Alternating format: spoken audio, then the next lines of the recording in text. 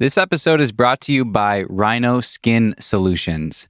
This company was founded by two friends of mine right at my home area of Smith Rock, and it is my go-to when it comes to taking care of my skin.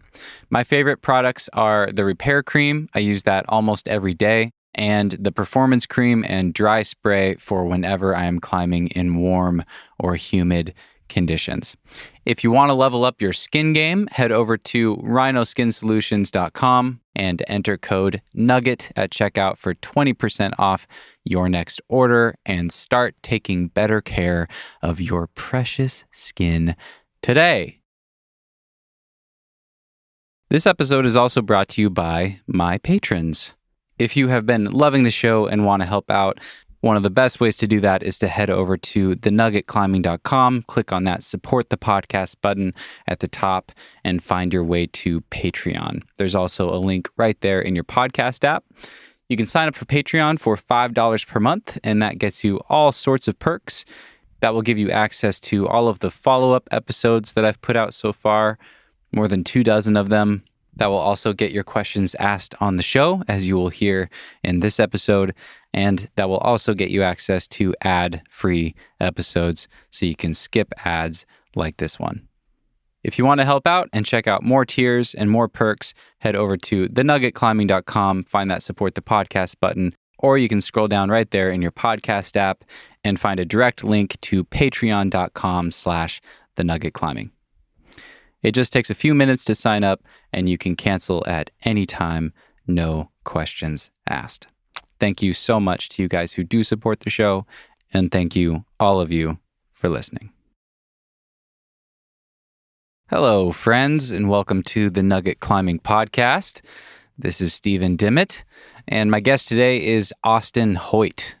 Austin is one of the youngest guests I've had so far on the podcast. He's 18 years old from New York, and this kid has already racked up one of the more impressive tick lists I've ever seen.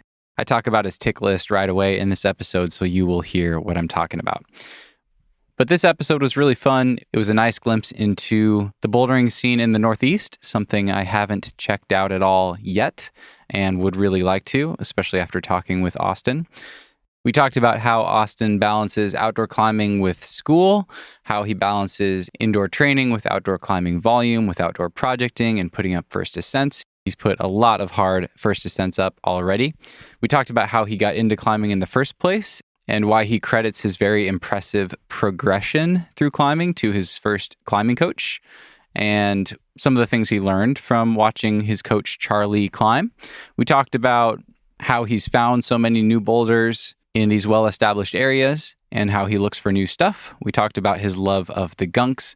We talked about the first ascent of his most recent hard climb, Flashing Lights, a new V14, and he made a really cool film about that you can check out. I'll put that in the show notes. And we talked about his filmmaking. Austin has made quite a few climbing films. They have a really cool, old school kind of skateboard style feel to them. We talked about where that inspiration comes from and some of the equipment that he uses to make his films.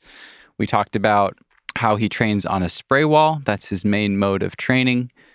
And we talked about his newest project, his plans to travel coming up. And we talked a lot about his love for the Northeast and his ongoing goal to continue developing the bouldering near his home. If you want to get in touch with Austin after listening to this, the best place to find him is on Instagram. I'll link to his Instagram in the show notes for this episode. And please enjoy this very fun and very stoked conversation with Austin Hoyt. Cause no one can do it like we do it, like we do it, like we do it. Cause no one can do it like we do it, like we do it, like we do it. Right on, man. Well, really good to see you. Thanks for being here. Yeah, of course. Thanks for having me.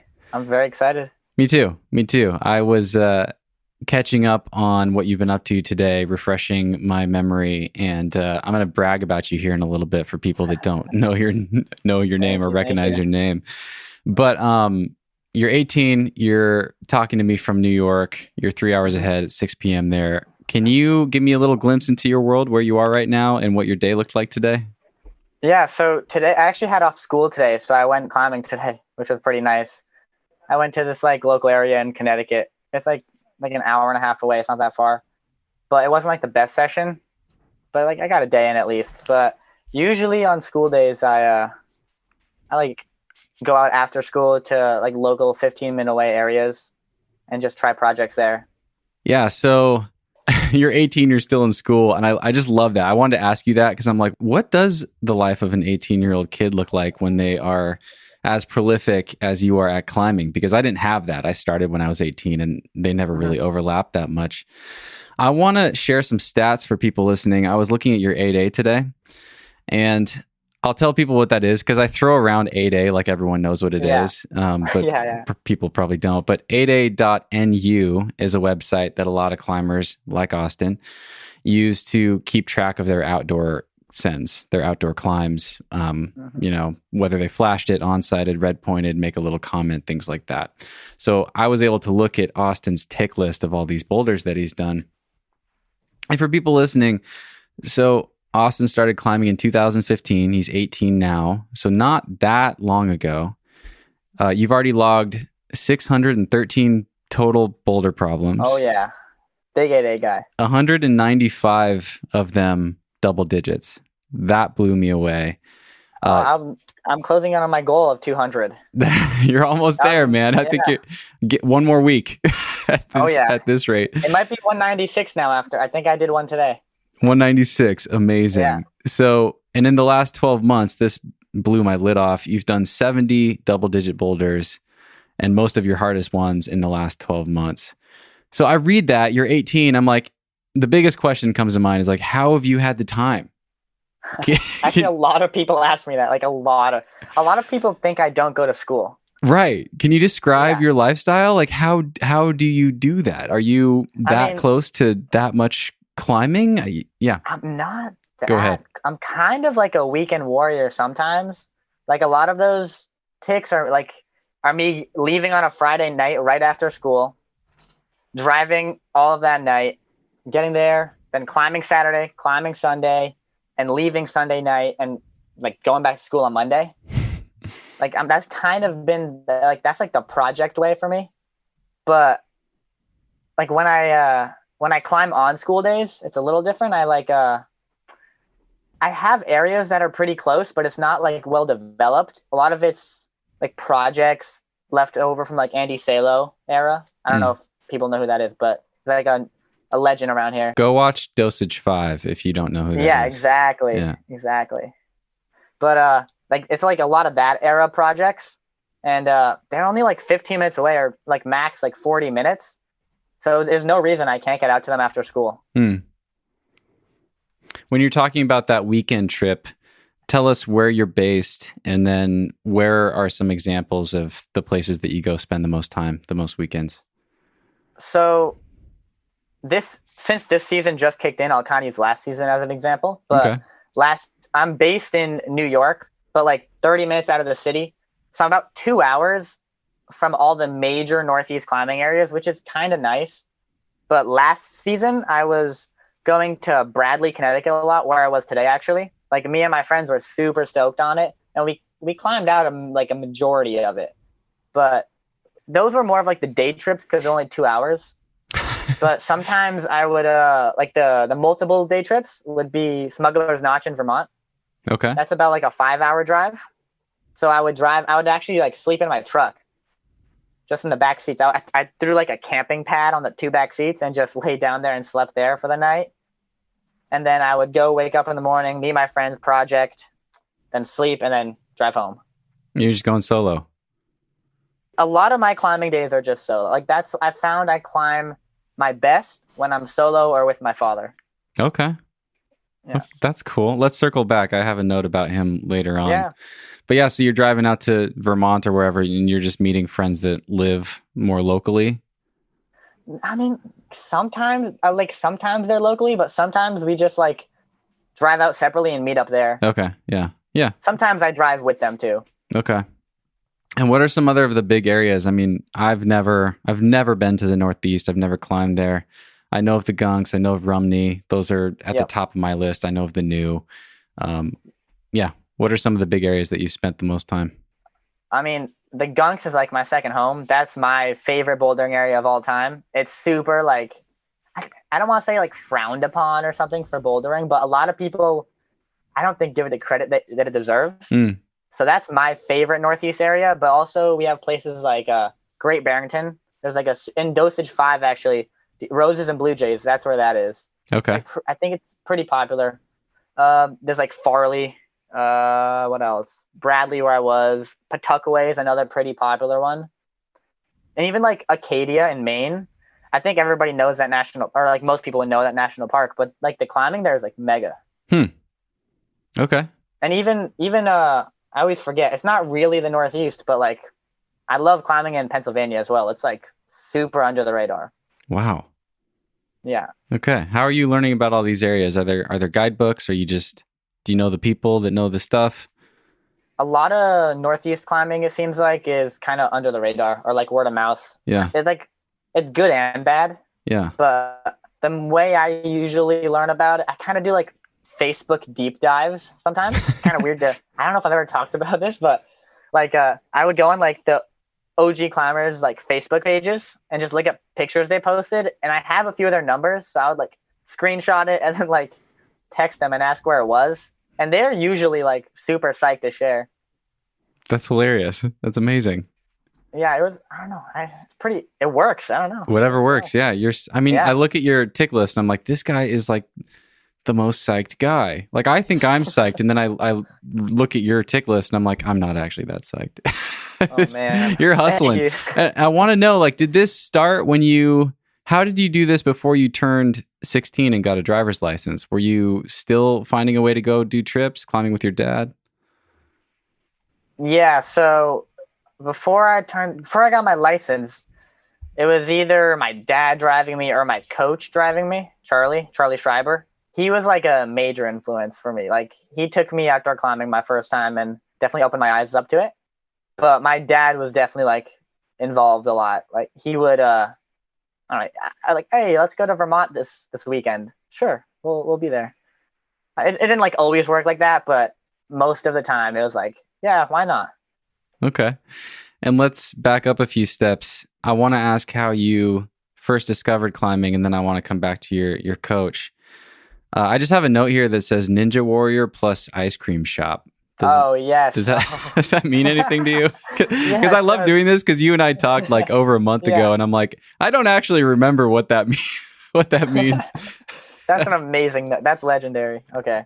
So when I don't know, I didn't really know about climbing. Like, I had done it for one of my friend's birthday parties, but I didn't like it or anything.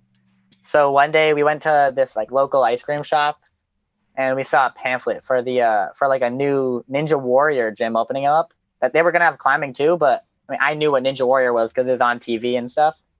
So I was like, oh, let's go there. Or I think maybe my mom was like, hey, let's go there.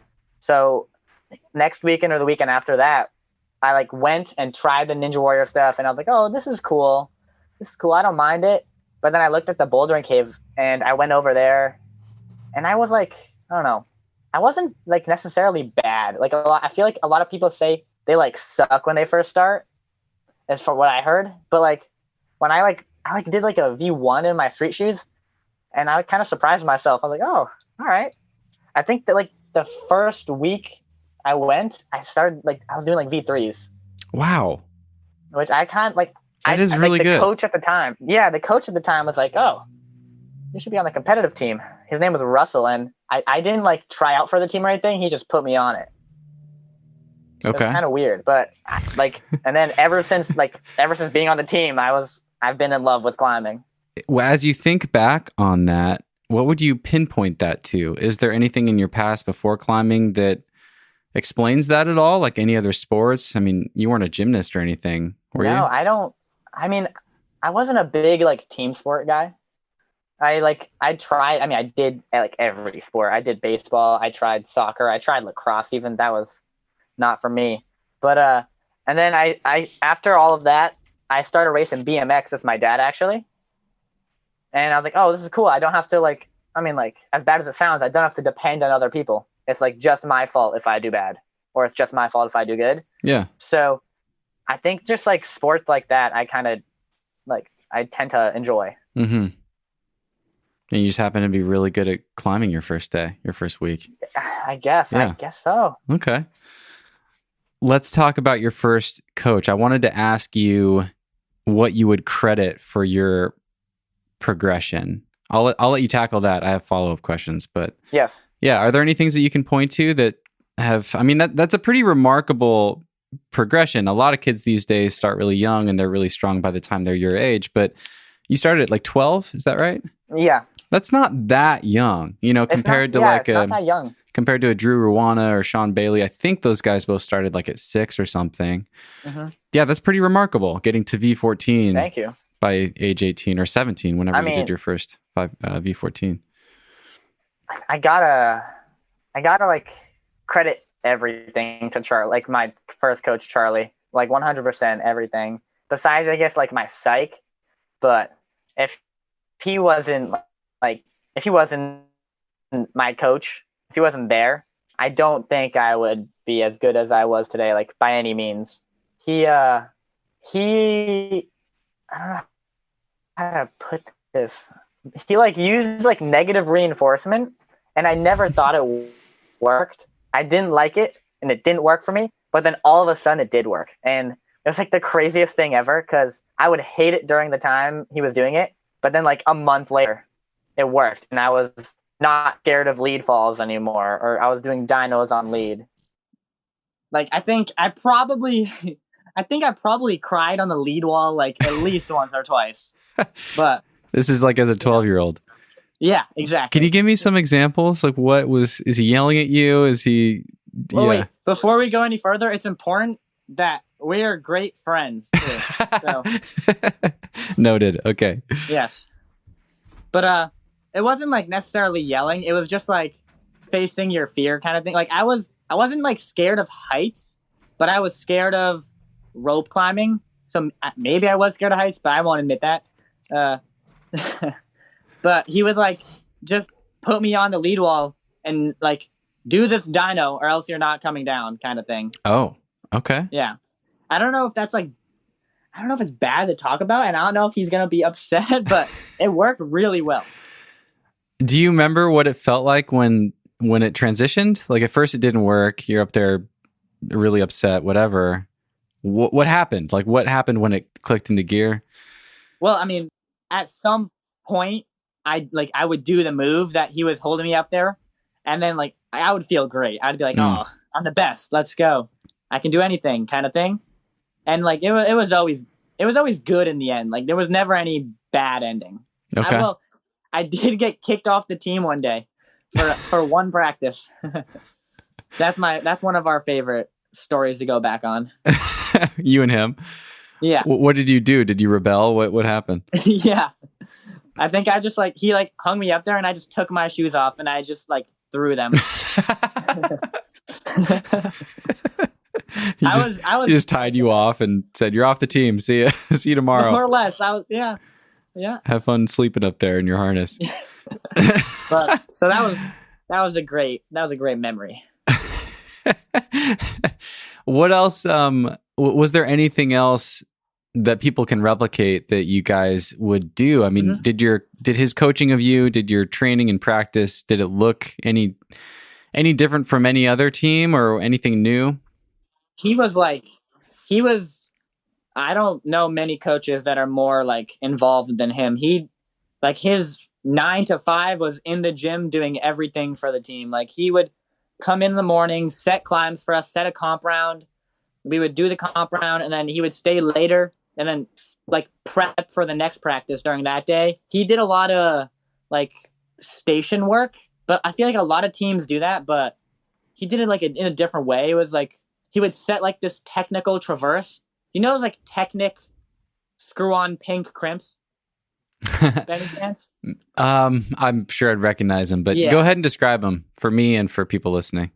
They're like usually like half pad crimps. Okay. So like not bad, but he would put them on like a 20-degree overhanging wall and set like a technical traverse just for us to like learn how to use our feet more. So it was a lot of just like just set things for us.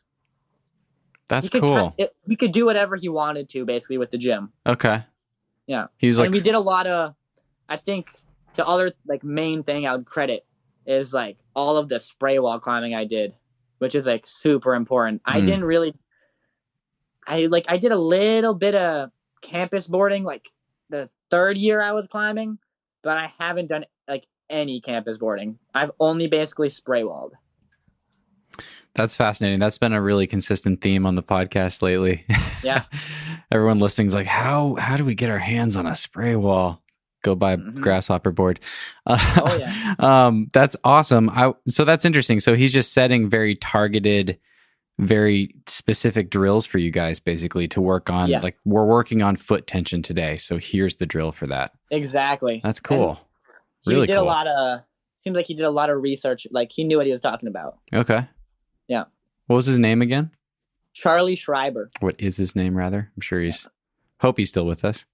Oh, he is. He is. Okay. Strong and mighty, as ever. Nice. And when was he your coach? From how old to how old? Okay.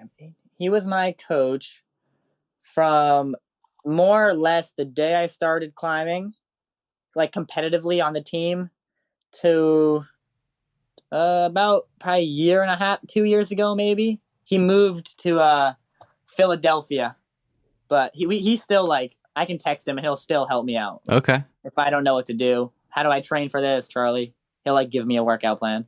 Is that like, how do I train for this boulder I want to do or this specific move that I can't stick? Like what would an example text be?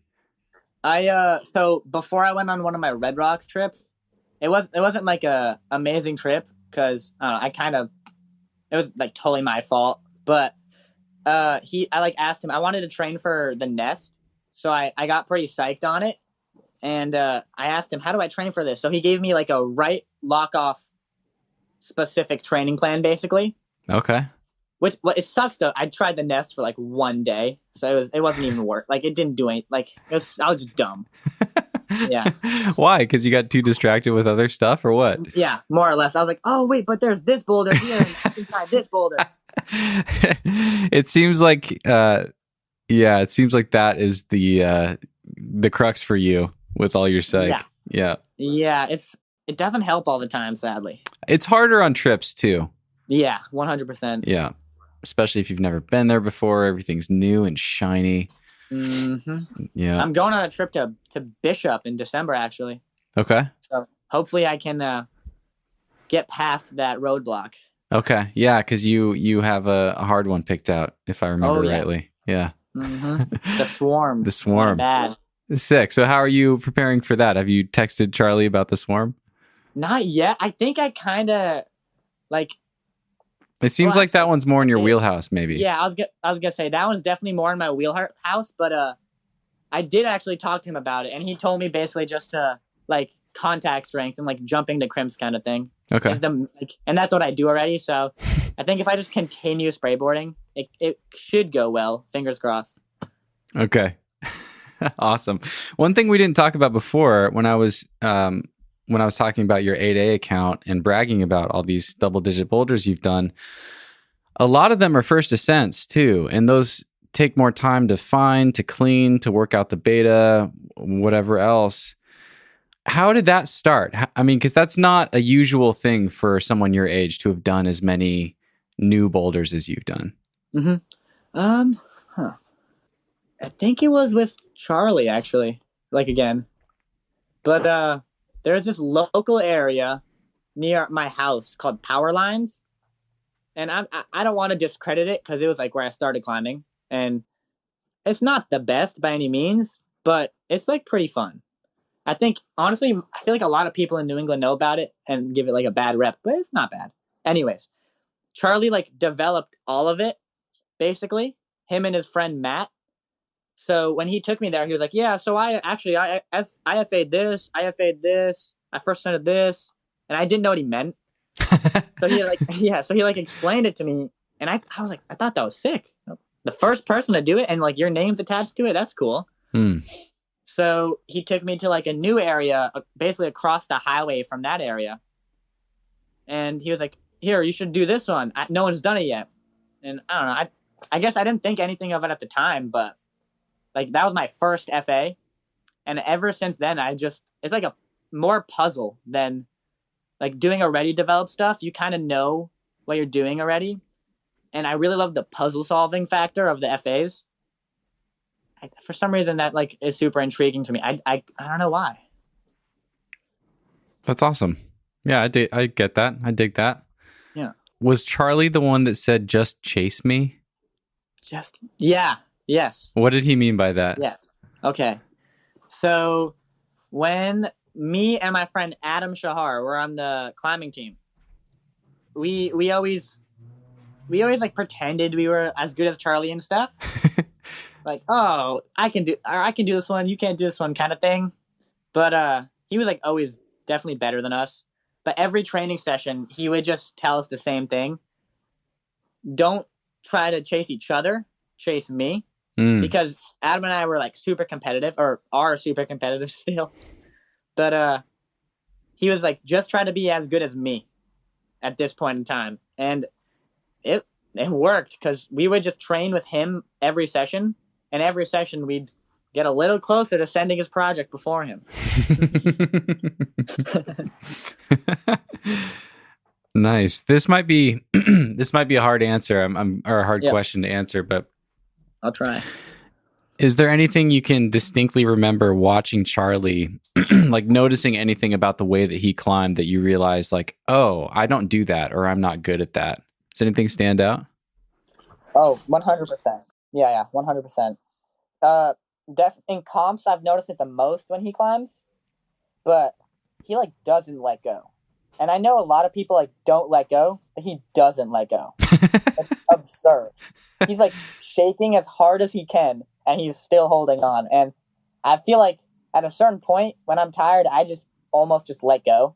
I'm like, oh, I'll do it next attempt or after I rest. But for him, it seems like there's never a next attempt. It's always this attempt. Pure grit. Try hard. Yeah. Hold on for dear life. Okay. Yeah. It's not graceful, but it works. I want to ask you more about development too. So after that first area, you've developed a lot of stuff in a lot of different areas now. How do you go about finding new things, new areas, new boulders? So it goes back to like the OGs around here, like Andy and Paul Jung and Coots. Like they all had projects they like couldn't do. So I think as I came up and started climbing, I was going to these comps that they were orchestrating, and they would see me every now and then, and every year I'd get better and better until finally I climbed outside with Coots one day, and he told me about all these projects in the Gunks at least, and I was like blown away. So I just kept. I mean, if you could talk to him, he'd probably be so annoyed. But he gave me his phone number. I'm sure he regretted that, because I texted him so much. I was like, where's this? Where's this? Where's that? So I'm not the best at finding all these like new areas that no one's ever seen before. Usually it's like they give me like hints, or they don't fully remember how to get there, but it's in this general area. And I would just like hike into the woods and run around for like 3 hours. That's kind of the gist of it, though. Okay, so most of it's been like cleaning up neglected or forgotten projects. Yeah, I guess there's not really any areas that I've like found and put on the map. It's all kind of forgotten about.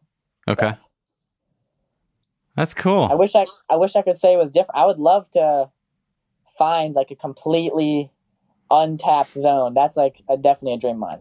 Yeah, I mean, I think everyone would, but I think your story is even more inspiring. Just how, I mean, you've done tons of new stuff. So that the fact that there's that much new hard stuff waiting to be done in these like very famous areas is inspiring. I mean, if I can just talk about the Gunks for like 1 minute. I actually wanted you to sell me on going to the Gunks. I've never gone. It's a very long drive for me. I'm scared of the weather. I'm afraid I'm going to get shut down by rain the whole time. You should be. So yeah, tell me.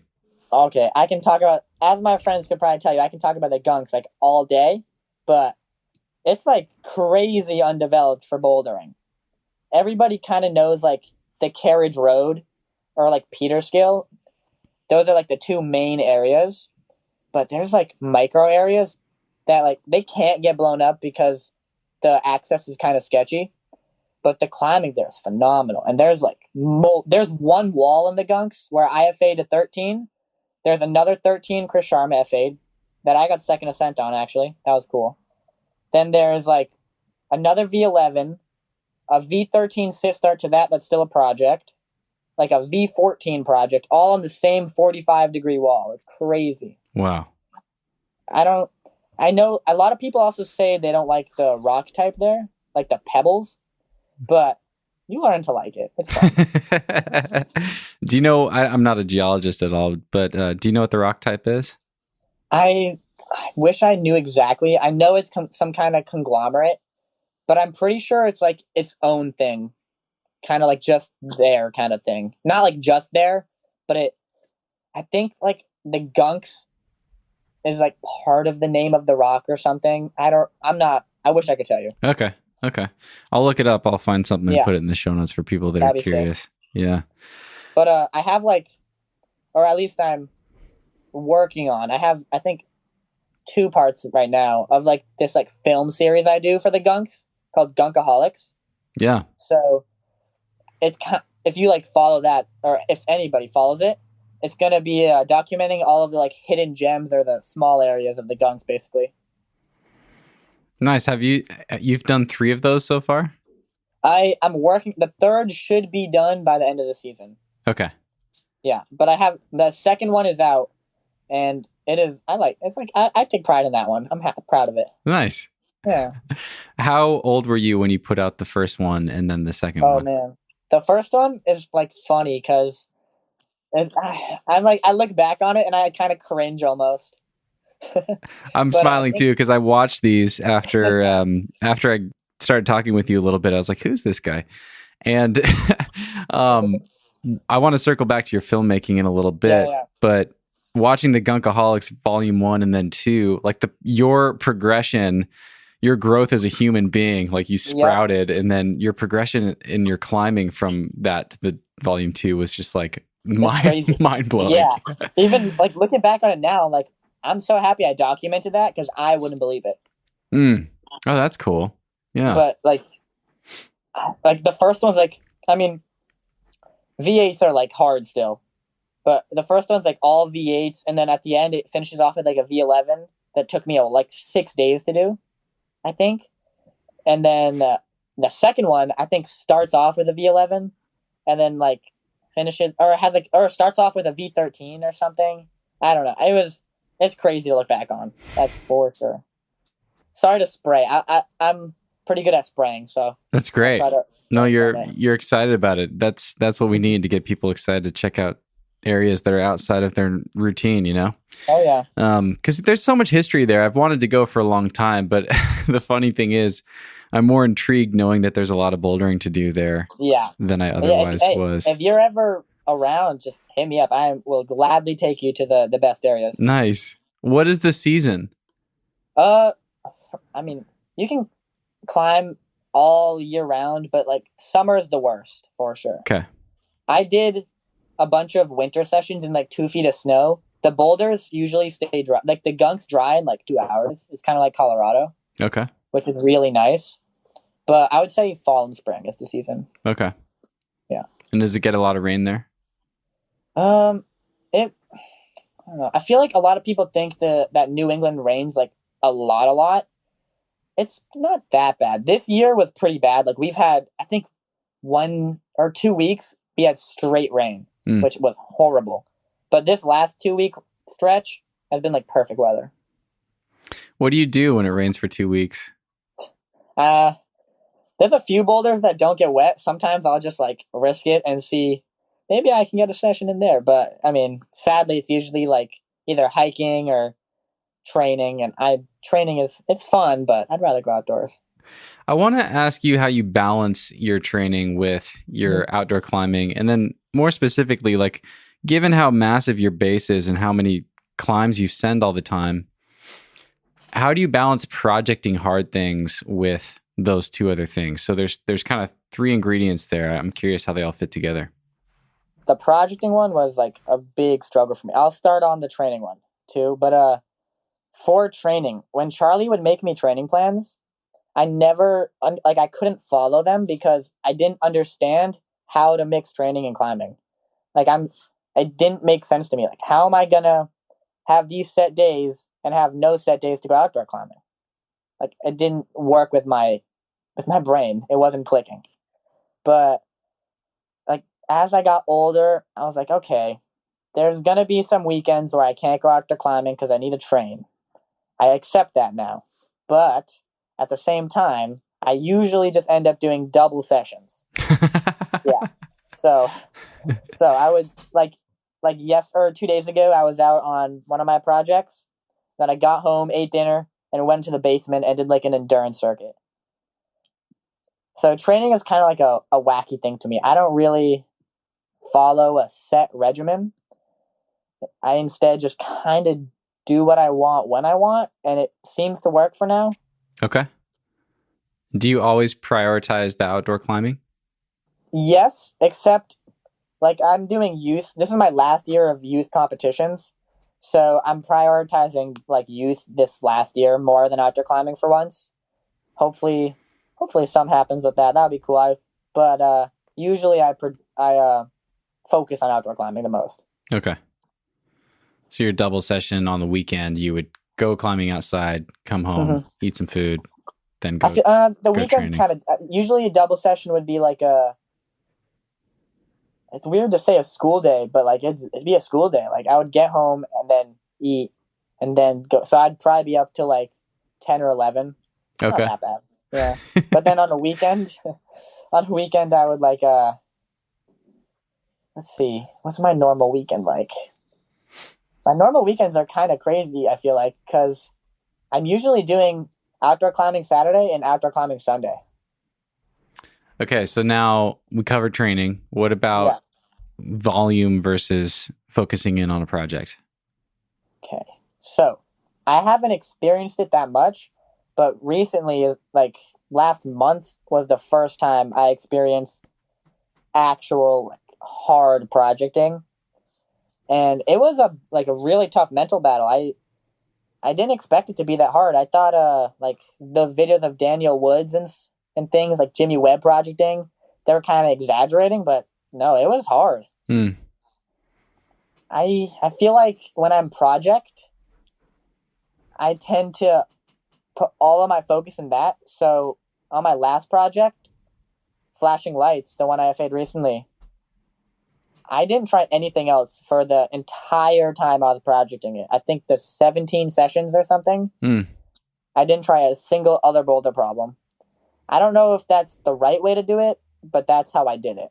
So now I'm kind of like on the offload period where I'm trying so many other boulder problems. I don't really care what happens right now. I'm just kind of having fun. Okay. Yeah, I wanted to talk to you about that one. I just watched your video earlier today. Oh, thanks. Yeah, which is awesome. So, Flashing Lights versus Ascent V14-ish, something like that. Yeah, something like that. That's awesome. Yeah, I really liked the film. And yeah, I mean, whatever it was, 15 or 17 days, it's very significant. That's a lot of days, especially on a boulder. I think I've done a little bit of that. I've never tried anything that long, any boulder that long, but the days just go by so much quicker when you're trying a sport climb because you have 2 or 3 burns per day, right? Yeah. But on a boulder, that really starts to feel like... Oh, it was, yeah. I think I was doing like, I think some days I'd go and do like an hour session, but some days I'd go and do like a 3-hour session or like a 4-hour session. Yeah. And it was like, my skin was like burning by the end of it. Couldn't hold my phone. Yeah, it was bad. Can you describe the boulder for people?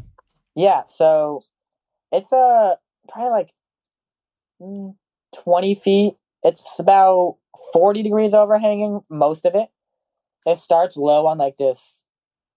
It's like an in-cut jug, basically. It's pretty big. You can fit both hands on it. and then you throw up to like this flat edge, which is pretty good, but it's like it's a right-hand Gaston on a 40 degree, and it's flat. So it's not great, but it's enough to like use your momentum to blast left hand to a in-cut, I'd say half pad crimp.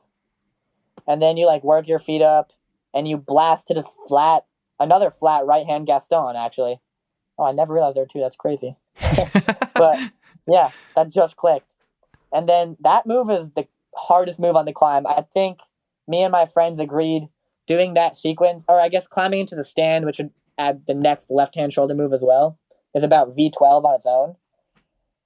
So that would be what? That'd be about 4 or 5 move V12. And then you're matched up on this like pad-sized crimp. And you have to go big to this half pad flat slot on like 40 degrees again. And you like stay super tight with the right foot and dyno to I don't know, it's not bad, but I can never hit it right. It's like this pad-sized crimp. And you're just like giving everything you got. And it's almost a Gaston, but it's like flat enough to where you don't treat it as a Gaston. And then you do some like not tic-tac. You do 2 more big like V8 moves that you totally could fall on. I almost fell on them in the Sengo. But and then you like hit the victory jug. And it's like perfectly sculpted too. Nice. It's an impressive looking boulder. I mean, it's steep, it's tall, and it's like a sit down start, but not like a bunchy weird thing. I mean, it looks really cool. Thank you. That means a lot to hear. How hard is the stand? The stand was FA'd by my friend Adam, and he called it 10/11. I think he called it 10/11, but closer to 11. Okay. Yeah, one of those kind of things. Yeah. Okay. What was the most time you'd spent on a project before that one? Prior to that, I think it was 9 days, but it was like fake projecting. What do you mean? Makes any sense. I would go back to it every once in a while, but every time I'd go back, I'd have to restart the process all over. Okay. Yeah. So like, I think I probably could have done it in like 5 or 6 days. It was a bad climb too. I'm like, it was at a limit, but it was like 10 minutes from my house, and I'm all right, why not? Yeah. Yeah. Gotcha. Still dialing in the projecting process. I like it. With Flashing Lights, I assume you were still climbing indoors and training throughout that process? Yeah. Okay. You just weren't climbing on anything else outdoors?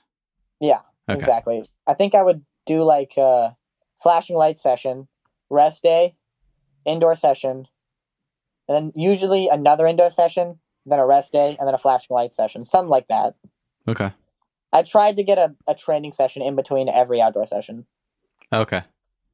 I don't know if that's the right way to do it, but it seemed to work. That's pretty smart, I think. That gives your skin a chance to recover a little bit in those specific spots. Yeah. Nice, man. Is this your most significant or gratifying send so far? Yeah, actually, yeah. I didn't think it was gonna be, but 100%, yeah. The only thing that comes close is Nuclear War in Master Bedroom. Because like it's like legendary from Dosage 5. Yeah. Yeah, that's like the only other thing that comes close. Yeah, for people listening, if that name is familiar, in Dosage 5, in that Secrets of the East segment, Matt Bosley does that one. I remember that. Like when you mentioned the name, I was like, why do I know that? And then you mentioned his name, and I was like, oh, I can picture this guy like holding this giant swing on this horizontal roof. So cool. It's like gotta be like the coolest boulder I've ever done. Where's that one? That's in New York as well. It's in this place called Master Bedroom in Harriman State Park. Master Bedroom. Okay. It's like a crazy roof. I don't know if you can tell from Dosage 5, but it's huge. But yeah, that climb was sick. When was that one? So that was my first V13 too, actually, which was cool. I think I did that. I couldn't tell you the exact date, but I want to say at the beginning of 2020. Okay. Yeah. Okay. Damn. Nice. You've done a lot of them since then. Yeah. It kind of, after that, it like something clicked, and I just started like, I don't know if, I feel like a lot of people know who Troy Photo is, but he's just like a legendary Northeast climber. Okay.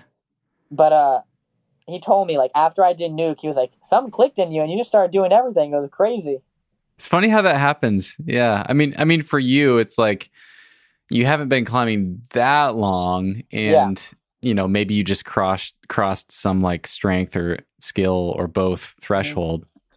But that happens all the time. It seems like there is a pretty strong mental unlock to that as well, like just the belief. Yeah, it happened to my friend. Like, I know Isaac, my friend Isaac Leff, who also did. He's like me, Isaac, and Adam. We all climb together, and we all climb about the same. But Isaac recently told me that, like, when I told him I was projecting Nuclear War, it opened his eyes up, and it made him super psyched to start projecting it. And then we all did Nuclear War in the same 3-day span. I think, I think Isaac did it, then I did it, then Adam did it. Wow, it was awesome. That's so cool. Yeah, that's amazing. I want to ask you about your videos and where your inspiration for your filmmaking comes from. Yeah. I just watched the Flashing Lights video. I also had watched the Gunkaholics, and it's pretty unique. Like given how much content there is out there these days, it's kind of rare that you see something that stands out and is refreshing. And like watching your Flashing Lights video, it's about 10 minutes long for people. Just documenting your process on this project and then sending it. There's like a grainy, gritty, like skate vibe element to it that I really like. It like brings me back to watching the old Dosage movies and stuff. And I like that. And like, I don't know how you do that. I mean, I'm assuming you're filming on an iPhone. Why would you not be? No, I'm filming on my, I have like a Canon T6i that I use to film. Okay. Yeah. And I have a Canon T6i and a Canon R800, which is like a handheld one. Okay. And that gives like a really good, it's like new enough to where it looks really good still, and old enough to where it looks kind of skate vibey. I'm not a skater, so I can't, I wish I was, because that's sick, but I can't like talk about it like that. But. Well, where does the inspiration come from? Because you also your music is really interesting and it fits the vibe, and like even the fonts that you use with your lettering on the films and the transitions, like everything about it feels kind of older, skate vibey. Yeah. Where's that come from? It comes from it totally comes from skate videos. I wanted to try to reproduce some of the like awesome videos I was watching, and like old school climbing videos too, like Josh Lowell Productions. Yeah. Every single one of his films it was super inspired by. But I don't know, like I was using the fisheye a lot. I really like the fisheye, and a lot of people were hating on it, but it's like so cool. I never saw it in climbing. Like, I don't know. I don't want to say I never saw it before I did it, but I wasn't watching enough videos maybe, but I never saw it that often. And I thought it was really cool to use in climbing, to be honest. Yeah. So what happens next? Are you going to keep using it even though people are hating on it? Yeah, I'm gonna keep I'm using it. Good for you. I guess I should actually backtrack a little bit. Sorry. The Gunkaholics is kind of like the skate vibe is what I was going for. More of the fisheyes and like the old school like music and kind of the, I don't know how else to say it besides like the dirty feel. Like it's like there could be like dirt on the camera or something. I don't know. But and then like with the Flashing Lights one, my music choice was like, it was, I don't know, I like that song a lot. That Creep cover, I thought it was sick. And it kind of felt like it was like ascending kind of thing. Oh, so like building. Yeah, exactly. As I got farther along the climb, the music picked up and it was kind of a different feel. That one was more like I feel like to me that one was more like an old school climbing film than like an old school skate film. Okay. I don't know how accurate that would be, but that's kind of that was my vision with those two. Yeah. That's cool. I'm curious what you hope to do with it. Do you have like a vision for your filmmaking? You can tie your climbing into it too, but is it just for fun or do you have a bigger hope for it? I recently I applied to college like as a film major actually. Okay. Yeah, I wasn't really I didn't know what I wanted to do, but I knew I loved film. So I was like, okay, I'll apply for this.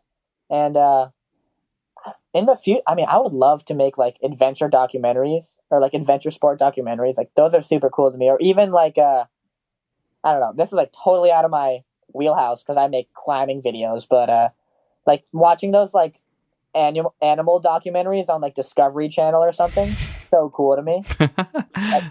Nice. It'd be legendary. When you talk about adventure sport documentaries, what are some examples? What are some ones that you really like? I think like the obvious ones like Real Rock. Those are great. Yeah. I love those. Like Dosage, I would count as adventure sport documentaries for sure. I think those are my favorite series of movies ever. But then also like the ones about like, I mean, I don't ice climb, and I think it's super like sketchy and it's incredible, but the films about it are crazy good. Like every ice climbing film I watch makes me want to ice climb. Really? Because they make me really happy that I like bouldering. Really? Yeah. I'm always like, what? That's so crazy. How do they? Maybe in the back of my head, I'm like, no, don't do that ever. But I don't know. I'm just teasing you. That's awesome. They are. I mean, what was the one? I think it's in one of the Real Rocks where it's like Tim Emmett and maybe Conrad in that like ice covered cave where the spray from the waterfall is like freezing on the underside of the overhang. Oh my God. And they're like using a metal detector to find the bolts that have been frozen over. Legendary. It's amazing. That's crazy. I'll find it for people. Yes, please do. So college, film major. Yeah. Yes. You're 18. Are you still in high school? I am a senior in high school. Yeah. Okay. I'm planning on taking a gap year next year. Good for you. Doing a little like road trip actually it's not like with my friend, but we're going on the same time and we're going to meet up places basically. Okay. But that's the plan right now. Just road trip around the US, climb as much as I can, and then go to college. All right. Nice. Are you the type of person, like, do you have lists of climbs you want to do? Do you have big goals, or do you just show up and see what looks cool? I have like climbs here and there I want to get around to. It's mostly just areas I want to check out, to be honest. I feel like on like a road trip like that, you can't, I mean, I'll pick one hard project or two hard projects for sure, but I'm not going to give myself like 5 different V14 projects or something to just, I don't want to be in one area for too long. Okay. Yeah. Okay. And how do the competitions fit in? Are you going to be done with those after juniors? After, I think during the gap year, I probably won't do any, unless there's like a local comp with finals and stuff. If I'm in like Washington and there's one in Washington, I might as well do it. There's no reason not to. But I think for like USA climbing, I'll probably take a break from that for a little bit. But I would love to compete in the adult circuit. It's super fun. Okay. Most people that are as good as you are at the competition side don't rock climb as much as you do. I mean, okay, that's fair. But sorry, go ahead. Sorry, yeah. I should have let you finish. But before you get too ahead of that, I feel like I'm not like the best comp climber. Okay. I'm not bad, I would say, but there's definitely like, I think both Adam and Isaac, the kids I climb with, they're like they both went to Worlds like last year. Okay. It's crazy. But I definitely pride myself in my outdoor climbing more than my indoor climbing. Okay. Yeah. Yeah, okay. I was just curious. Where I was going with that was just to get at, like, does your training change depending on your outdoor goals versus competition goals? Because they're getting so different. I mean, yeah, they're crazy. I guess it kind of ebbs and flows, and maybe it's starting to come back a little bit, but like getting used to that coordination stuff and the triple clutch, whatever. Yeah.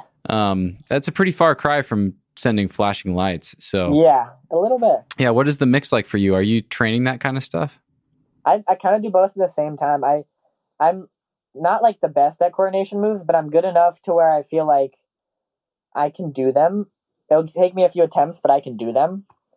It's usually what I'm missing for comps is usually just the raw power and like the endurance.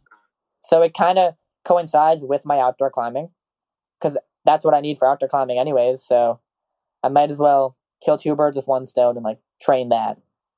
Cool. I was gonna say, you mentioned Dave Graham. I know when we talked last time, Yeah. you talked about what an inspiration he is, especially with like first ascents and stuff. And I wanted to say that your send of Flashing Lights was very Dave Graham style. I wanted to comment on that. You were wearing pants, no shirt, but you're wearing a beanie. Yeah. You even looked like him while you were climbing. I was like, that could have been Dave Graham like 10 years ago. I pulled up to Rumney one day, and some guy was like, "Oh my God, are you Dave Graham's son?" That was like the best compliment I've ever gotten.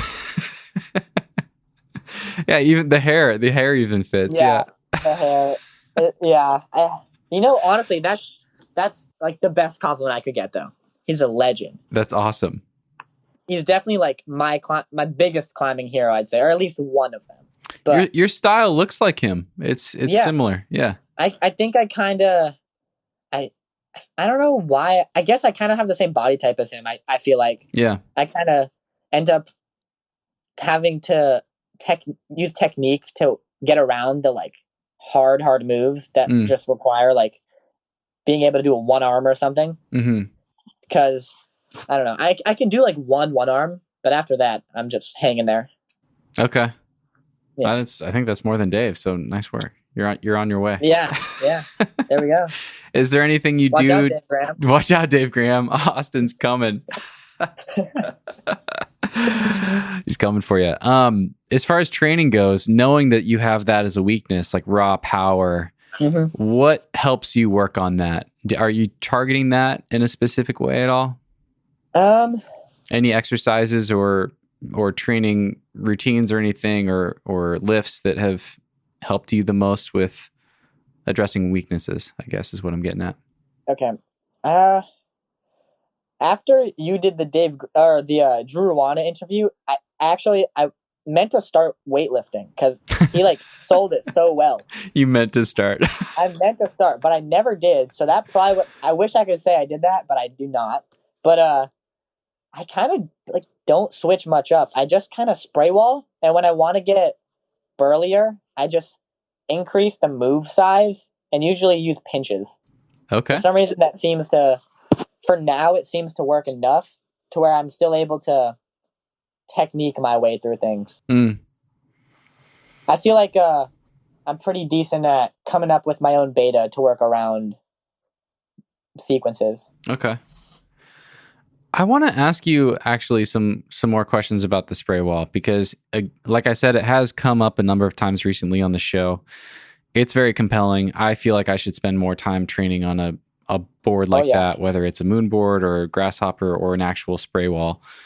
There's a ton of videos of Adam Ondra on a spray wall, and I watch him on that thing, and I'm like, that's what I need, Yeah.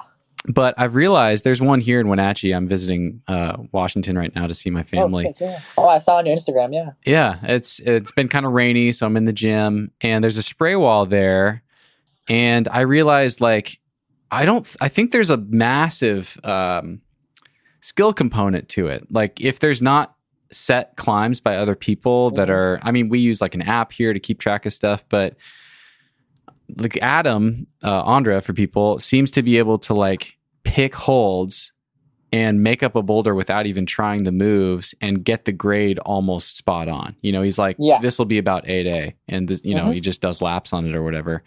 And I realized like I am really bad at that. When I had a home wall in Bend, I had some really good training on this home wall that I made.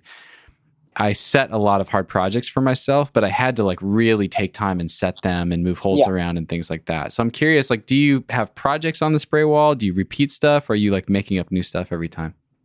Okay. I feel like the way I set my spray wall at home, at least, I put up like 2 projects, like actual set boulder problems first that I knew would be around AB or V13. I was like, I can tell these are hard. They look at my limit. I'm going to put these up, and then I set my spray wall around those. That seems to be like the best way I found to set a spray wall. But when it comes to like making problems on the wall, I feel like when you do it long enough, it kind of just makes sense. Like if I jump to this hold, it has to be at least this grade because this hold is hard. And this great of a climber can't do it to this. You know what I mean? Yeah. Maybe that goes back to Charlie as well, because he put us on the spray wall right away, basically. So I've been making up my own problems since like the second year I was climbing. That's cool. Yeah. Do you feel like you can do that when you show up to a spray wall that you've never climbed on before? Yeah, I feel like, yeah, I think I totally can. Okay. I've done it. I went to like New Mexico for one of the national cups, and I got 1 day of training in beforehand, and I climbed on one of the spray walls there, and I don't think I did a single climb that was like set. I think I made up all of my own. Okay. Awesome. And then, okay, so for your wall at home, what happens with those V13 projects? Are you just like spending a little time projecting them every time you train and then doing other stuff? Or do you have specific sessions where you focus on those? So sometimes I just got like super psyched and would like dedicate like a session to them. But usually it was try it, I don't know, maybe 5 to 10 attempts. And then I would just move on to the next boulder, because I didn't want to spend all my time working on like one thing. Because it was usually set in my style as well. Yeah, it was usually set in my style. So I like to work on things. I mean, I enjoy working on things that are my style, because I know I'm like good at that already. So I'll have a higher chance of getting it. But recently I've learned to enjoy working on like slopers and pinches. And it actually works working on your weaknesses. Sure enough. Yeah. It is a balance though. I like what you said, because I'm recently realized, I've talked about this a couple of times recently, but I think I'm excited to double down on some of my strengths in a way that I never have before. I'm like, I've actually been a little too obsessive about weaknesses, and I think I think it's important. Yeah. What does that look like for you? I mean, like for me, it's just like it's crazy. I feel like all my answers are going to be, oh, it's a spray wall. But it kind of is. It's like to train my strengths, to get stronger at jumping to crimps. All I do is jump to crimps on the spray wall. I don't really like hangboard or campus board. I don't know. Like, I don't know. It never really crossed my mind that I should be. And I'm still improving without it. So to me, it doesn't make sense to change right now, at least. Yeah, that's smart. Really smart. Okay. I have some questions from patrons for you. Oh, okay. Are you ready? I'm ready. Yeah, I've got 4 questions. These are really fun. And I'll just go through them in the order that I got them. So we'll bounce around. The first one is from Brandon. And Brandon writes, when are you going to start trad climbing? You can't just boulder in the Gunks for the rest of your life. And then he said, jokes aside, do you have any roped ambitions in New England? Okay. What's funny is my friend Will Moss recently FA'd like the hardest, or one of the hardest trad climbs in the country in the Gunks. No way. Yeah. And he like texted me, and I'm like really psyched to actually learn trad climbing. Like I'm like, it's crazy to say out loud, but I want to trad climb. I feel like growing up in the Gunks, it's kind of a must almost. Yeah. Like, it's like, doesn't make sense if I don't. But rope, like lead wise, sport wise, I really want to open my like project door to Jaws in Rumney. Yeah. It's like way above my pay grade, but why not? I mean, it's like the hardest climb in the Northeast. There's no reason I should not try it. Yeah, I mean, it is in a sense, but it's super short and super bouldery, and it's exactly. Like, yeah, it seems like it's a style that would suit you. I think the breakdown is like, I'll probably butcher it, and someone will probably make fun of me, but it's like V6 boulder into a V12 boulder into like a mini 512 into a V10 or something like that. Okay. So it's like, hey, it's not that long. I just need to train endurance for like a year, maybe. I love it. That makes me want to ask you, talking about the Gunks again, you spend all your time bouldering there. When I think of the Gunks, I think of this, it's kind of like Smith Rock or any of these other older areas that have history. Like it's really taboo to go bouldering in Smith. And Yeah. also the bouldering is not that good at Smith. I'm guessing the bouldering at the Gunks is better, but you just look like a goofball if you walk into Smith with a crash pad. I'm curious, like, is there an old guard at the Gunks? Like, what is the vibe? Are people looking at you weird, or do you interact with the guys that put up some of these old trad lines back in the day? I think everybody that put up the hard trad climbs also put up the hard boulders, which is like really cool. Okay. Yeah. So like Andy Salo, before at least like a month ago, before Will Moss, he had put up the hardest trad climb in the Gunks. And he had also put up, or at least helped put up, some of the hardest boulders. So the Gunks has always had like a boulder scene, but I think the trad scene in the Gunks, well, obviously the trad scene in the Gunks is a lot more famous. But I feel like a lot of people boulder in the Gunks. Like the parking lot's always full. And at least half of those people are bouldering. Okay. So you might look a little dumb to a few people, but no. Nice. Cool. Okay, this question is from Will. What is your favorite crag north of the Gunks? North of the Gunks. Ooh, that's a good question. Let's see. I'm a really, really big fan of Pawtuckaway in New Hampshire. Okay. That's definitely up there. And then I've only been once, but Acadia in Maine. I think I maybe had one of like the most fun climbing trips there ever. Like I was climbing on a cave that was about 30 feet away from the ocean, and you like the waves are crashing. It was so epic. Wow. And it's so untapped as well. Like it's absurd. What is the rock type there? So I think the cave I was climbing in was basalt. Okay. Which was really cool to climb on. Like, I don't think you get to climb on that too often, honestly. And then the rest of the island is like nice granite. Okay. It's pretty cool. Like I said, it's crazy untapped. Will you go somewhere like that on your road trip? Or are you going to check out new areas that you've never been to? My plan is to check out mostly new areas I've never been to, but I would love to spend a little bit of time in the Northeast at least. Like it's my home. Yeah. I would love to get a few projects for sure. Yeah. That's funny. I feel the same way about Oregon and Washington. Like I keep getting pulled to Colorado and Utah and spending more and more time over there. But I always end up coming back. I'm like, it's a really long drive, but I really want to send this one thing that is close to my heart, you know? I saw your post today about the proj. Yeah, I left Joe's Valley. I left like a perfect forecast in Joe's to come back to like tons of rain just because I was like, I think I can do it. I think I'll find a window. Yeah. That's what it takes sometimes. Yeah. To send the proj. Yeah. Yeah. It's fun. I mean, also my family's here, so it's a win-win. Yeah. But... That's another win, yeah. This question is from Jack. It doesn't mean anything to me, but hopefully it'll mean something to you. Okay. What is your favorite problem on the Speed Boulder at GB? Oh man. Can you tell us what the Speed Boulder is? Yeah. So the boulder is where Roses and Blue Jays is. That is from Dosage 5. I think there's video of Paul Robinson climbing it. Okay. I haven't done many boulders on it, so I feel like this is like a trick question to trick me into saying the one boulder I've done, which is the bad one. But I'm gonna say it. I'm just gonna say it. Double Down, and I'm sure people. I don't think many people know what that is, but it's like a 2-move V13 basically. Okay. And it's just like painful, but I like it. Okay. Fair enough. And what does GB stand for?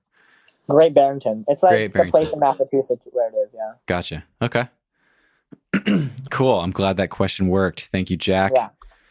Jack knew it was up. Okay, this question is from Avery. And again, it feels like a little bit of a gamble, but I'll go for it. How did you become the master of vert? Oh, God. Okay, Avery is a very good friend of mine. Okay, sweet. Actually. Okay. That's awesome. He's actually the guy in, that was, like, I met him in Maine the first time I went, and he gave me, like, the sick tour and got me super psyched. Nice. Which is pretty funny. But, gosh. I think he's probably asking that in regards to that, like, 9-session project I was talking about beforehand. Okay. That thing is, like, vert climbing, and it's like V13 vert. It's crazy. Okay. Yeah. It's disgusting. That's messed up. Yeah. Yeah. Yeah. But, Disgusting's a good word. Yeah. I feel like vert climbing, the trick is just pain tolerance. Like, I feel like the holds can't get that small because at some point it'll just be impossible. So it's kind of just like, at least the one I did was definitely pain tolerance. You say that, but I imagine your definition of like small but not too small is different than mine. Okay, that's probably fair. Yeah. What do you do for your skin? Anything in particular for something like that? I don't do much to my skin. I basically just use Climb On. That's like the only skin product I use. I wish I was sponsored by them. That would be sick.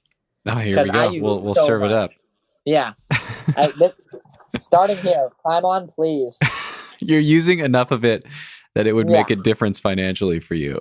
Yeah. That's great. Dude, you're old school. For an 18-year-old, you're making these old school videos. You're using nothing but Climb On. That's what you got to do sometimes. Climbing vert boulders. Vert boulders. Oh, wait. I should say, the vert boulders are very inspired by John Gaskins in the UK. Okay. I don't know if he's like a well-known name, but he's like, I did a lot of research on him one day. Crazy. Like the strongest guy ever. It's absurd. I'll find a video of him. I felt like I had to mention that. Yeah. Yeah, that's great. I'm like vaguely familiar. I know I've watched stuff with him before, but but yeah, I'll have to refresh myself. Okay. We talked about this earlier. We touched on it, but I want to ask you more about your dad and your relationship with your dad. And I want to share a quick story about how we connected, because I think it's funny. It's like very endearing, but I got an email out of the blue from your dad, and he basically just gushed about how awesome you were. And he was very kind. He was very complimentary about the show, but just encouraged me to have you on and shared a lot of your accomplishments. And I was intrigued, but I get a fair number of those these days, not necessarily dads talking about their sons, but people saying like, oh, you should have this person on. They're awesome. And for everyone listening that sends me guest suggestions, keep sending them, because you're right. Like, these people are awesome. I just can't keep up. So, but keep sending them. I hold on to them. I tuck them away. Don't worry. But, I can't remember if I wrote back right away, or maybe I just said like, thanks so much. Really appreciate it. And like, I'll keep him in mind, one of those sorts of answers. And he was really persistent. He sent me like 3 more emails over the course of the next few months. But it's just so cool. Like, I don't know. It actually really, and he was thoughtful and well-spoken and all these things. And I'm just like, man, this is actually really neat. And then I looked more into you, and you're a total badass and you deserve to be interviewed. So here we are. But yeah, that's a pretty uncommon connection. Your dad's so invested in your climbing. My parents are incredibly supportive, and now that I do the podcast, they kind of know what I'm up to, but they would never reach out and be like, my son accomplished all these climbing things. For one, I'm like, whatever. But they're just not as into it. It's pretty cool. So tell me more about your dad. I think he wanted me to race motocross. Like, I think he totally wanted me to race motocross. And he did too, right? Well, that's what he like still does. He recently went to like Nevada and did like a 4-hour race. Got second, I think. Wow. Yeah. He wanted first though. But yeah, so he wanted me to race motocross, and then I tried it for a little bit, but like, I don't know. I was not a fan. I wasn't good at it either. So okay. But I remember this. How many bones has your dad broken racing motocross? Like, I think it's 22 or something. Yeah. And like half of them are his same leg. Oh my God. Yeah. It's crazy. Yikes. Not okay. But after I like bailed on motocross, I found climbing, and I mean, he wasn't not going to be supportive, because that's just like, that's him. He's going to be supportive no matter what.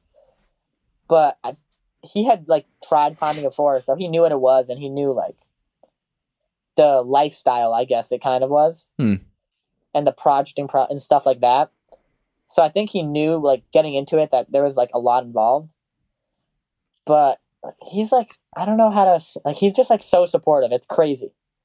I wish I could, like, say it better. I'm going to ramble for a second because I'm trying to find my words. Yeah. I'm sorry. But, let's see. Okay, I got it. Go So for it. basically, he would just, like, he would never not believe in me. Like, if I told him I was going to do something, he would take me and, like, not, like, make me do it, but he would be there and encourage me and stuff. I think the best example, and this is the best way I can describe it, the best example would be the night I sent my first V14, Nuclear Base in New York. I didn't want to go. Like, I didn't want to go at all. And he just was like, hey, you should go tonight. It's a nice night. We have time. Let's go. And I was like, no, I don't really want to go, blah, blah, making up excuses. And he kind of, like, made me go. Like, he, like, knew I wanted to go, but, like, I was kind of lazy. But he, like, dragged me out of the house, and he, like, carried just as much as I carried up, which was, like, a lot. All the camera equipment. We hiked up. It was, like, pitch black. Put the stuff down. He sets up the camera. He films me. He, like, does everything. And the only reason I sent it is because of him. Wow. Yeah. That's, like, the best example. Hopefully that's not, like, the correct answer. That's a great answer. It is what it is. It's a great answer. Yeah. I mean, it paints a very vivid picture of your dad and your connection and his support of you. But that's really interesting. Like, it kind of reminds me of your first coach, you know, like that. Yep. That's amazing. But, like, if given the wrong dynamic or the wrong person, that could totally backfire. Yeah. You know, like, completely. does that ever feel like too much pressure? No, honestly, no. Cause You needed it. He can tell, you know what I mean? Yeah. Like, Yeah. If I genuinely don't want to do something, he can tell. But he knew I wanted it bad. Like, That's because I was cool. talking about it. He's like, why don't we just go? So I was like, nah. But then we did. That's so cool. Nuclear Base, is that related to nuclear war? Yeah, it's like a left variation that Bryce Viola FA'd. Okay. Yeah, it's like, I think, not to, like, talk myself, like, play anybody down or play myself down, but I think it's, like, on the lower end of the grade. Okay. Yeah. Gotcha. Yeah. There's nothing wrong with that. Some people, yeah. No. I mean, there's always drama, but climbing grades exist on a spectrum, you know? They're not like Exactly. perfectly divided into these numbers. It's all like whatever it feels like to you, in my opinion. Yeah. Yeah. What's next for you? You got this trip to Bishop coming up. Yep. I got this trip to Bishop. I'm very excited for that. I'm not, like, I want the Swarm bad, but I'm mostly, like, I'm going to broaden my horizons because I don't get out very much, like, big trip wise. But so that trip is, like, to broaden my horizons and open my eyes up to kind of, like, new possibilities. But locally, I found this new, like, mega project, or not found, I can't say that. I rediscovered this mega project in, like, 15 minutes from my house. It's perfect. It's a total Dave Graham boulder too. What do you mean by that? Toe hooks? Knee-bars, toe hooks, heel hooks. It has everything. It's crazy. Cool. But that's probably, like, the next big. I do not imagine I'll send it this year. It's very hard, but I would love to do that at some point. That's amazing, man. This is just like some forgotten thing again. Yeah, it was too hard for whoever tried it. Crazy good too. I think Ken Murphy, another, like, local legend, FA'd the stand start. It goes about V11. And it's like a one mover into, like, this highball V9 top out. Oof. And then the sit start, I'm working the sit moves right now. I've done one of them out of, like, 5. And, like, they're all possible. I can, like, touch the holds, but holding the moves it must add, like, minimum, like, V14 into the stand. Wow. It's crazy. I don't want to, like, throw grades around. But Right. Like, my best guess at the moment. Okay. Not to put you on the spot, but given just out of curiosity of, like, how the climbing algorithms work. Yep. So I'm always interested. Oh, yeah. Here we go. Yeah. Like, let's say it is V14 into the stand. What does that add up to? I think a lot of people would like stand by this whole idea of the formula. Like, Yeah, share the formula. I think I'm not like a pro on it, but I think it's like you add up the two boulders, like V11 plus V11, and then you divide it by, like you add up and then you take the average and divide it, or add 2 to the average. Okay, you add them together, divide by 2, then add 2. Yeah, exactly. Okay. So 2 11s would be a 13 if it was like Yeah. V11 straight into V11. Exactly, yeah. Yeah. I don't believe in the formula at all, Okay. to be completely honest. Why is that? I respect it for sure, but I think I feel like climbing is just like so like personal. Like to me, Flashing Lights felt V14. Like it was my hardest boulder problem that I've done. So by those standards, it would be V14. But maybe to someone else, it's not V14. Maybe they was like, okay, that felt like V13. But to me, it still felt like my hardest. So I feel like it's all just like super subjective.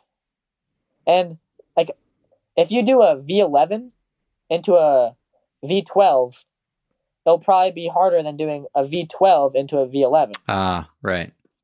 So it doesn't, I don't know, it doesn't necessarily make sense to me.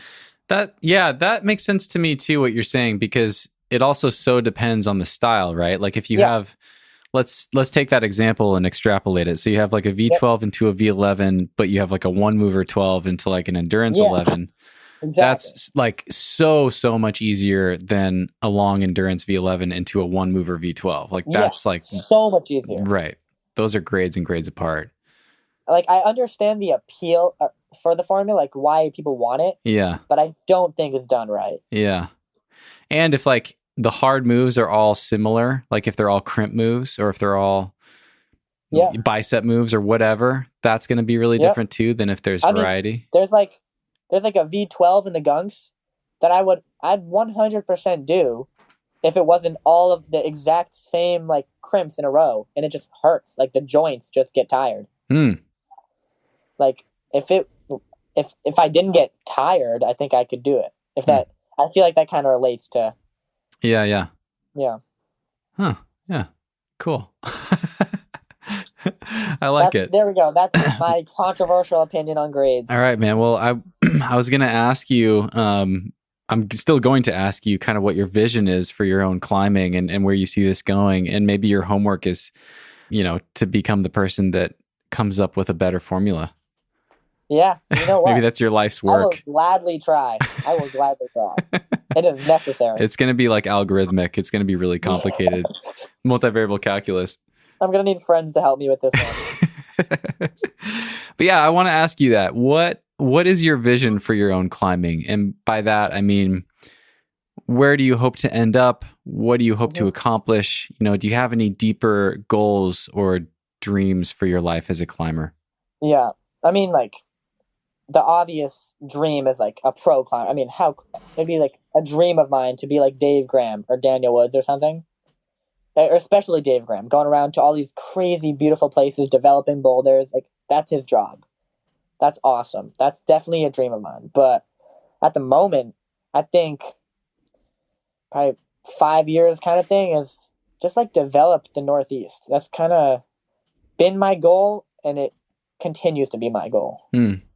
I don't know. There's something special about New England to me. It's maybe because I was born here and I've lived my entire life here, but the climbing here, I go other places and I don't know. It's awesome. Like the only other place I've been that I was like, this is just as good as my favorite places in the Northeast is Tahoe. Other than that, I've kind of been like disappointed almost. Wow.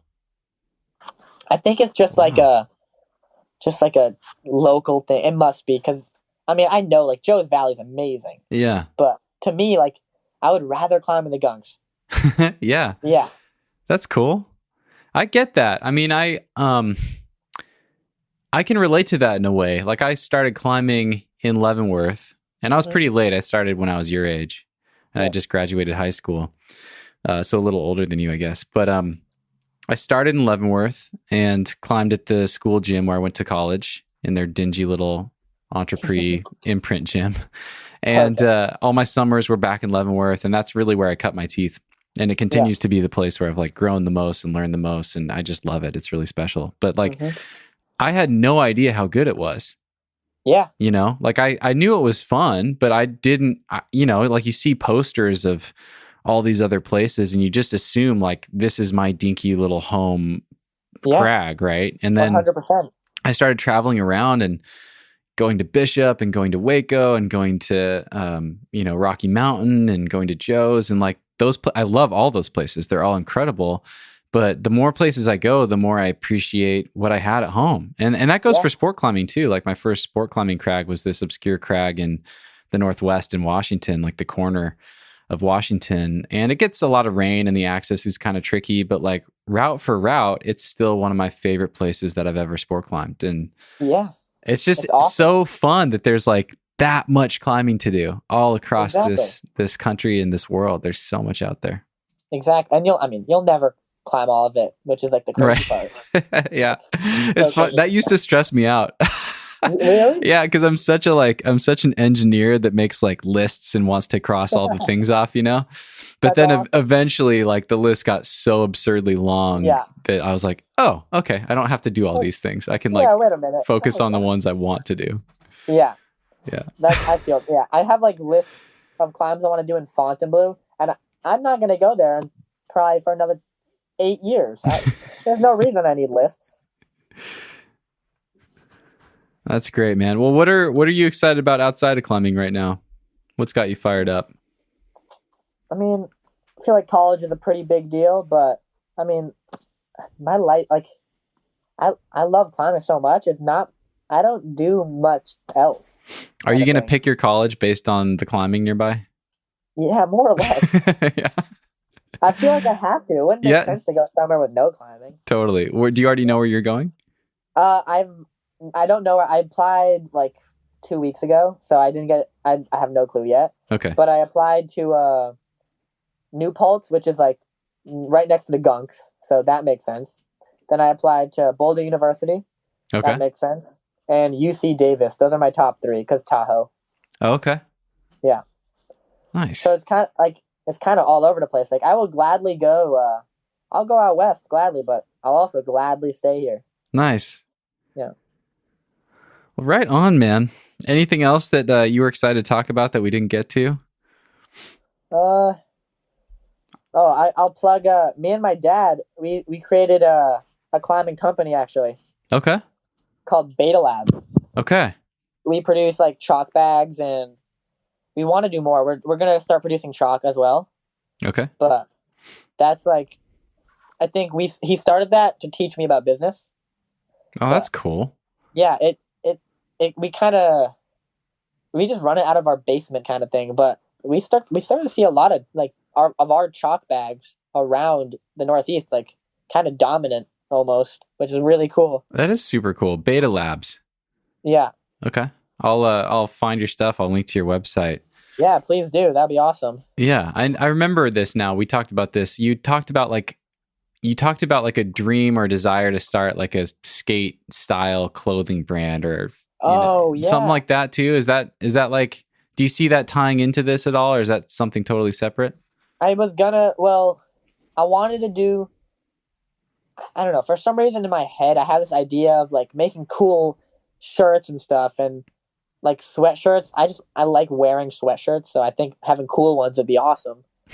So I was thinking about starting a company, like not like it's not Beta Labs, but it's associated with it, and maybe doing some kind of. I never got around to it, or haven't got around to it yet, but that reminded me of it. Yeah. There you go. Thank you. Nice. What as far as Beta Labs go, what sets your stuff apart from other chalk bags? Is it like a style design thing? Is it the actual function? Mm-hmm. It's it has like this in the front. It has a pocket. You can use your phone through it. So it's like I don't know what the material is called, but you put your phone into the pocket, and you can like tap apps and receive phone calls, and it's a see-through thing. So you could. It kind of is like a tripod as well. You can prop your phone up and video from it. Okay. It's also water resistant, so we've put it in streams, and just like to test it, and it's completely like all the chalk inside is fine. Okay. The bag doesn't get wet. It's meant for snowy and muddy conditions as well. Okay. And it also has like a pencil holder for like the comp climbing. Oh, nice. Yeah. Yeah, that makes sense. I'm looking at it now. betalabsusa.com. Yep. Nice. We don't have too much on the website right now, but we're trying to get more. Okay. We have new colors of chalk bags coming in soon as well. That's amazing. Your dad started this to teach you about business. Yeah. Yeah. He told me he wanted me to be able to take it over at some point and when we can make it profitable. Okay. Yeah. It's pretty cool. That is cool. Has it do you like it? Like, has it sparked your own new ideas for other businesses, other products, things like that? I mean, I've never been so like crazy interested in that kind of business, but it definitely sparked like the idea of being able to have your own business. Like, I never really thought of that before. And Beta Lab, like through Beta Labs, I wanted to start a media company. So like continue to the chalk bags and stuff, but also produce videos and maybe have a budget or something. I think that's like one of the end goals for me, at least. Awesome. Thanks, dude. This has been super fun. Really good to get to know you a little bit. Glad we finally made this happen. Yeah, me too. This is awesome. And let's stay in touch. I want to follow your trip to Bishop. When are you going again? I'm going December 27th through January 9th. Okay. I think I'll miss you. I might actually go down through Bishop, but I think it'll be like early December. I think I'll be in Waco by then. During my road trip, I'm planning on hitting up Washington, actually. Nice. So if you're around, I'll holler at you. If you're around, I'd be sick. That'd be great, man. Yeah, I can give you the outdated Leavenworth tour. Hell yeah. Can't wait. The Leavenworth tour from like 10 years ago before all this new stuff got put up. So now I walk around, I'm like, what's that thing? Like, when did that get done? It's like crazy. It's so much. It's so much. It's really good. It's really fun. Yeah. It looks amazing. Yeah. Right on, dude. Appreciate your time. And I'm happy to be here. This is like a dream come true. So thank you. Okay, great. Yeah. We'll tag Climb On, try to get you some free. Oh, please. Free product. I gotta plug my sponsors as well. I feel like that's something I should do. And Beta Labs, that's our company. Batora climbing shoes, Brightstone lights, Decoy climbing holds, Ranger Ready repellent. Those are thank you. What was the lights thing? What is that? Brightstone. Oh, it's like this. I didn't know it until recently, but I think it's like a Northeast climbing lights brand. Okay. It's like specifically climbing lights. It's pretty cool. Cool. It's Brightstone climbing. All right. I'll link to it. I'll check it out. Yeah, the Gunks app and Get Stoked app. Oh, nice. There we go. Nice. Thank you. There we go. Thanks for letting me do that. Yeah, of course, man. Yeah, thanks again. Really fun to get to know you a little bit. Thank your dad for me too. Really fun to connect with him and to hear more about him. But yeah, thank you for everyone listening. Really appreciate you guys. Much love, and we'll see you next time.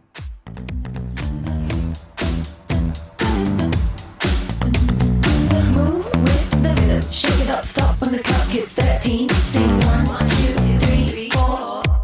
Cause no one can do it like we do it, like we do it, like we do it. Cause no one can do it like we do it, like we do it, like we do it. Cause no one can do it like we do it, like we do it, like we do it. Cause no one can do it like we do it, like we do it, like we do it. One thing we didn't mention is your newsletter. Do you want to share that with people? Yeah. So my dad, he like is in the bike industry, and a lot of the pro racers do a monthly newsletter. So he was like, "Why don't you do that for climbing? There's no reason it won't work." So he like really egged me on. So I finally did it, and I got a lot of positive feedback for it. Like it seemed like a lot of people liked it. Nice. All it is like basically like how my month has gone, my progression, what I've done, what I'm going to do. It's just like an update on my climbing, or I guess my life in general. Yeah. That's cool. You gonna keep at it? Yeah, I'm let's see. It is I usually do it on the 16th of every month. So it should The next one will be out November 16th. I'm Okay. going to try to keep at it. Okay. And where can people find that? I need to add, that's actually a good question. I need to usually I need to add an email or something. I don't know. Maybe if you want to be on it, they can just DM my Instagram. That's the best way. Okay. At Hoyt.Austin. Okay. Yeah. And then I'll just add you on it. You gotta have a link for that, man. You gotta have a sign up link, I never thought about that before. That's crazy. I actually did that. I mean, that's cool that you have people reading it without having a way for people to sign up to it. Yeah. I think we sent it to a few people, and then they sent it to a few other people. So Nice. it's a nice little trickle effect. Nice. Yeah, that means it must be working. Yeah, hopefully. I guess the goal in it is just get my name out there more. Yeah. Any press is good press.